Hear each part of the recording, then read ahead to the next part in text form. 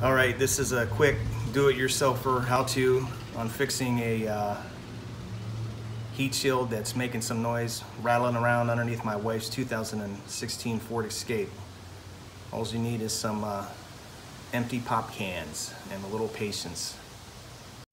Do it! All right, this is the underneath of the Ford Escape. The heat shield has come off. I've actually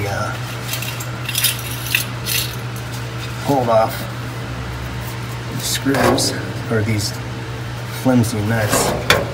You can see where the aluminum rushed through. So I'm going to modify this. There's 3 of them, I'm only showing 2. To get this thing to stop rattling. Nice.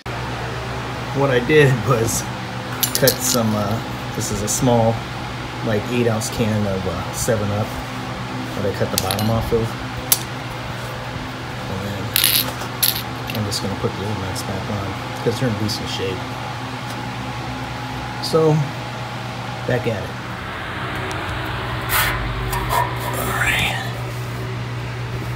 I popped these on.